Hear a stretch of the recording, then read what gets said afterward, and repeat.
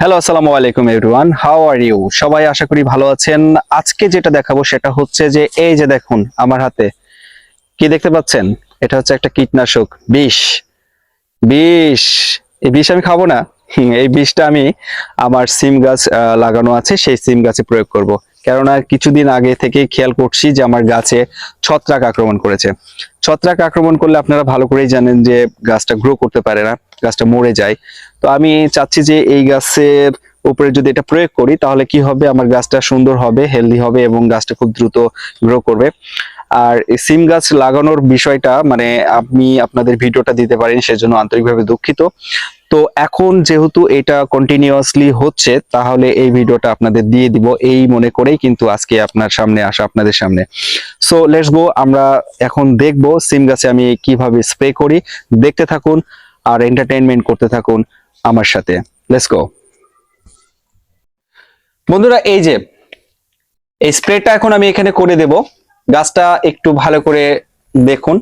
গাছটা এই যে গোড়া থেকে আমি স্প্রে করব। গোড়া থেকে স্প্রে করলে, গোড়া থেকে স্প্রে করতে করতে উপর দিকে যাব ইনশাল্লাহ। তো বিসমিল্লাহ বলে শুরু করব। শুরু করছি। আর অবশ্যই নেজেলটা একটু ঠিক করে নিতে হবে আমাকে।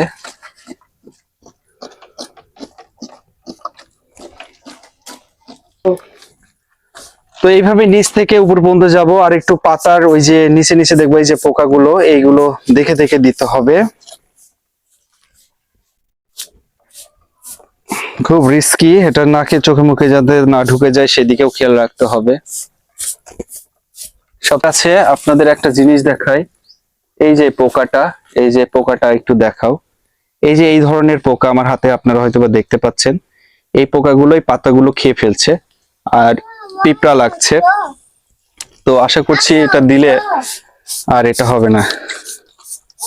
তো এখানে একটু দেখাও কি অবস্থা, পিঁপড়ায় গোটা গাছ। এরকম কোনো দেখিনি যে গাছে পিঁপড়া লাগে।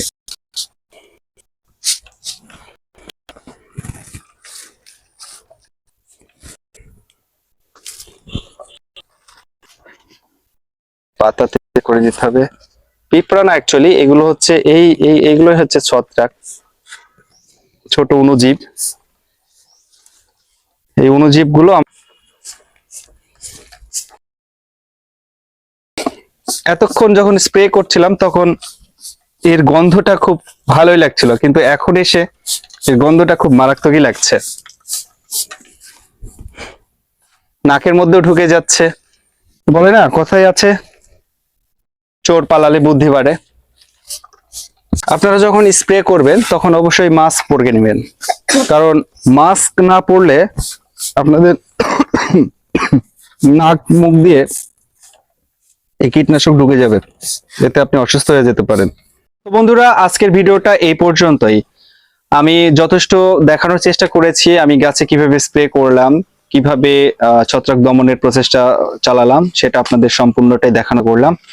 তো আরেকটি কথা আপনাদের বললেই নয়, ইদানিং আমি খেয়াল করছি যে আপনারা অনেকটা কৃপণ হয়ে গেছেন, আমাকে ভালোবাসা দিচ্ছেন না।